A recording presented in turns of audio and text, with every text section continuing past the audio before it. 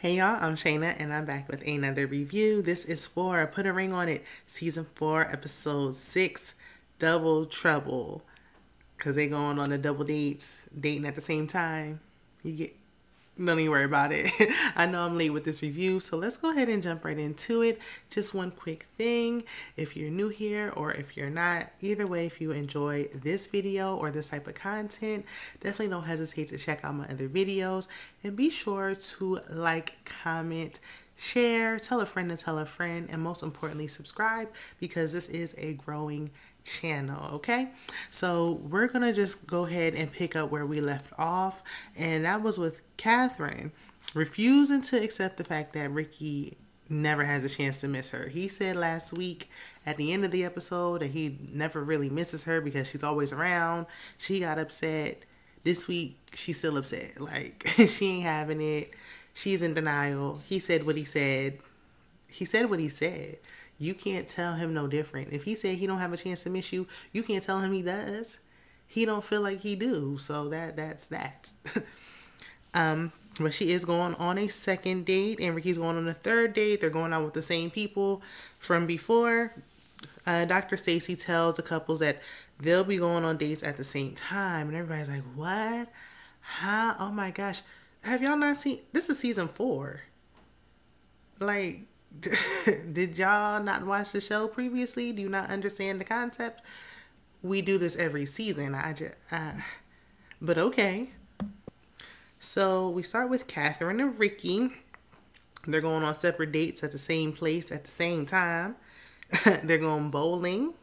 Marcus picks Catherine up. And Ricky could care less. He throwing little jabs. Ricky like, hi, go on, play it, have a good time. Bye, like, get out of here. He's trying to close the door on him.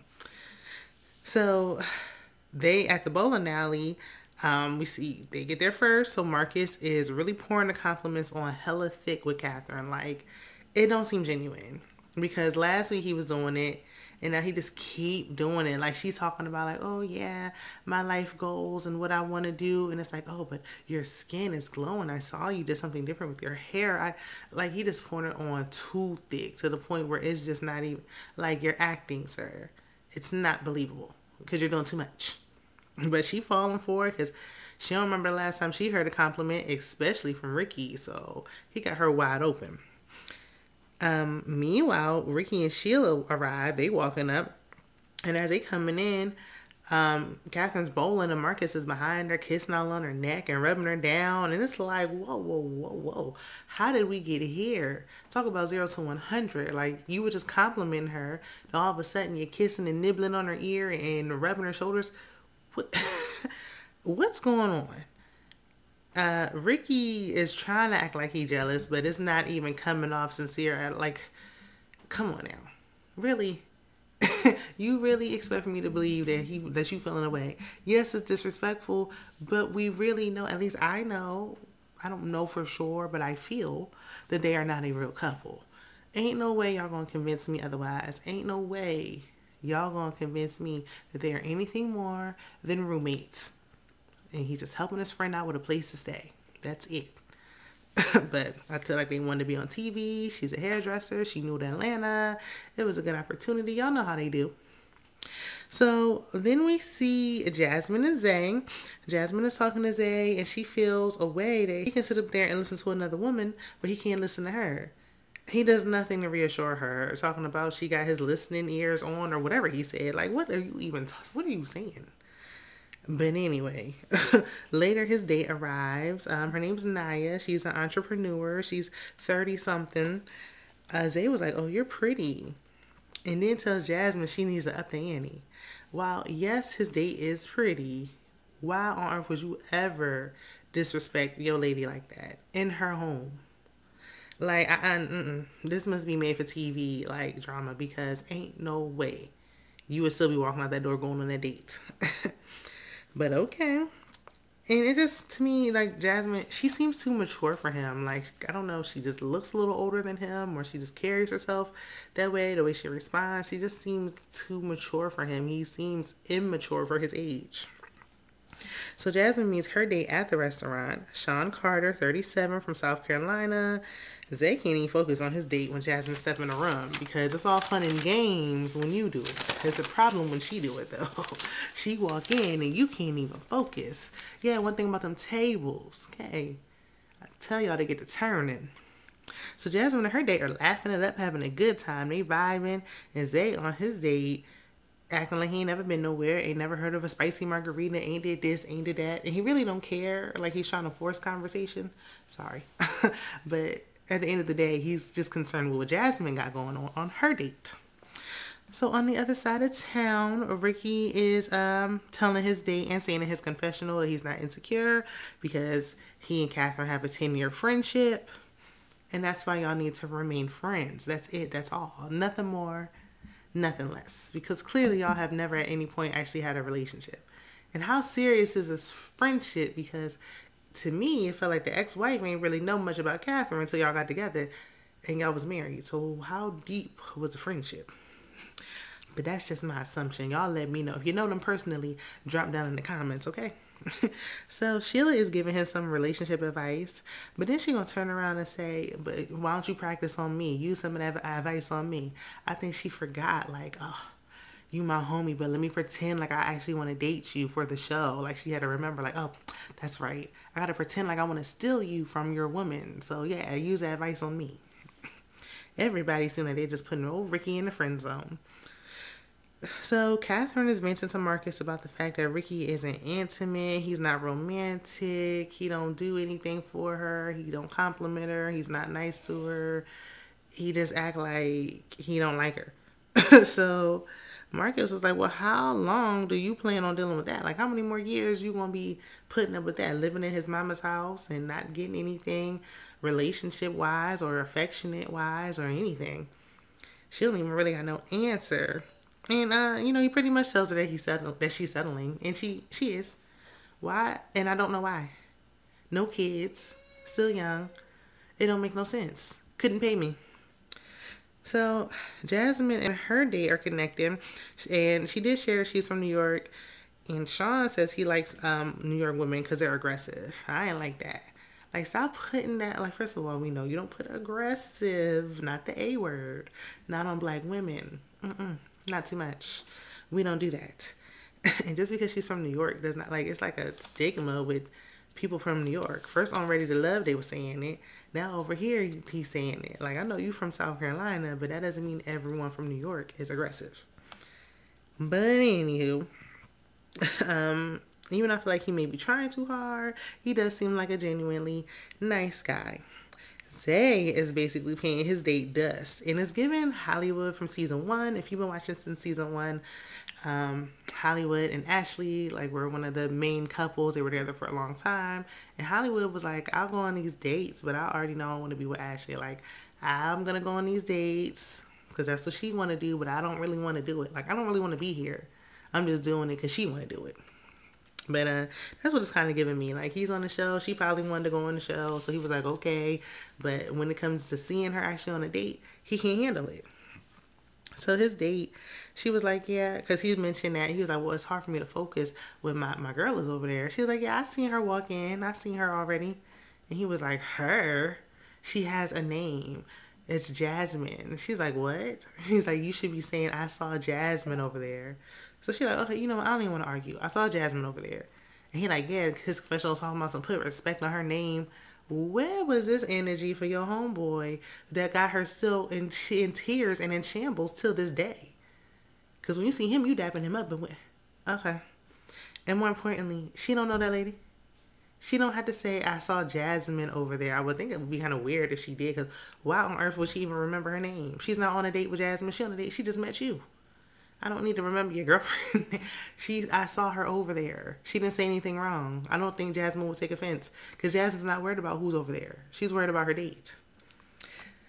But Jasmine and Sean talk about, their parents. Sean said both of his parents passed and talks about health issues and his eating habits and things of that nature. Jasmine said she lost her father. So, they instantly connect. I feel like you have to go through it to really like be able to relate on it. And my condolences to them and their families. So Jaisha and his date, Brittany, she came to the house. They're going on a workout date. And Joy is jealous, or seemingly so as usual. And Jaisha's excited because Brittany and Joy were kind of, bantering and being a little catty, going back and forth with each other. And he acting like, oh, these two women fighting over me. Like, they was not really fighting over you. But, it boosts a man's ego when he see that. So, at the gym, Joya, you bought this on yourself. Joya met Jacoby at the gym. And they walk in and immediately start bothering Jaisha and Brittany. Like, they not worried about y'all. Why y'all worried about them? Leave them folks alone. So Jaisha is wondering why Jacoby got a chain on. He like, why you got that chain on? Ain't you working out? And because he's corny. That's why. He's corny. He's a cornball. He's lame. Giving whack energy. Like, and when I first saw him, I was like, okay, he's easy on the eyes. Maybe when he starts talking, ooh, honey. Woo, child. No. And clearly he just want to be looking cute for TV. He's not really trying to work out. I mean, I can understand the ladies having a little makeup on or, doing something with their hair. But, like, Jaisha was dressed appropriately for the date. Even though I don't like gym dates. I wish they would stop doing that on OWN. Like, I don't want to be sweating and stuff on no date unless we've been dating for a while. So, Brittany was like, look, can y'all please leave? Y'all messing up our energy. Like, we had a good thing going. And here you come, like, leave, please. And I was with Brittany on this one. Y'all was messing up their flow. So, Jacoby is doing the most per usual. Making little slick comments like Joya stretch. And he was like, oh, that's all you. And that's how you stayed around for 2 years. And sexual innuendos that nobody asked for. And she giggling, but honey, no. Should have checked him and put a stop to that right then and there. First of all, I would have never been on a second date with him. But that's a whole nother story. So, Jaisha, he handling him like a grown man. He like, okay, if we was out in the streets in real life, you wouldn't be doing this. You doing that because the cameras is here. But okay. But Brittany recognizes this, and she tells Jaisha, like, you're a quiet leader, like, you don't got to say much, but you take control of the room and the situation. And I agree. The way he handled it was much better and made him look more appealing and attractive. So, Jaisha is saying that he and Joya both already have children, and he wants her to be okay if they don't have any more, that they're blessed that they already have them, and that they can have a long-term relationship. Basically, he want her to accept what he wants. It's not the same. She wants a child with you. She wants more than one biological child of her own. And she shouldn't settle. Why would she settle for something you don't want to settle and do these things that you don't want to do? So why should she? If y'all aren't compatible and aren't on the same page, then y'all should split up. Because as much as you can love somebody, he was saying this to Brittany, that don't mean that you're compatible or right for each other. Like, she wants a family. She wants marriage. You want a long-term relationship and want to travel. You got to be equally yoked. So, Jacoby, he's like so far from this spectrum. Like, he's not even close. He's telling Joya, that because Joya asked, like, did you ever date any women with children? And he said one time when he was 22, he dated a cougar. She had younger kids, but he tells himself not to take a woman with kids seriously because the children will always come first. And he's like, look, if I'm with you and you have a child, she said her son's 11. He was like, then if I'm with you, then I have to put you first. You're always going to put your child first, and I'm going to come second. So why would I want to be with you when I'm knowingly going to come second? And then he was saying that the child might be disrespectful or resentful in their teenage years and be like, oh, you're not my dad or whatever. Sounds to me like he may be jealous. Like, if he was with her, he might get jealous of the son, and that's a problem, okay? First of all, how you going to be with anyone and want to have children at all? Because then if y'all have a child together, the attention is going to go more to the baby, and you're going to start getting jealous. That's not a good sign. Joya says in her confessional, she was like, you supposed to be trying to get me to go on a third date. You do realize I'm a single mom, right? I don't even know why I'm on a second date with you. Girl, you picked him, girl. I don't know why you're on a second date with him either. Because I wouldn't have been giving him the time of day after that first date. Then he proceeds to say, like, look, we can have some fun. That's it. Nothing serious.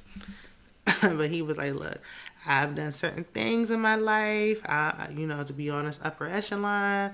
Like, I don't have to settle, and I can date women that's top tier. And he was like, not saying that single moms aren't top tier, but I like to travel. I want to get up and go. If I just want to fly to Miami, you got to be like, oh, I got to call my mom. I got to get the babysitter, this and that.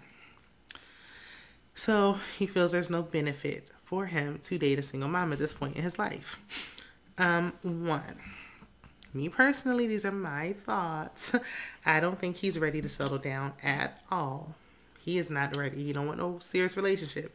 She complaining because she want to get married. So why would you be wasting your dates with someone who is clearly not serious or not looking for anything serious? Two, you can have preference. He doesn't have children. He doesn't have to just date women with children if that's not what he wants to do. That's fine.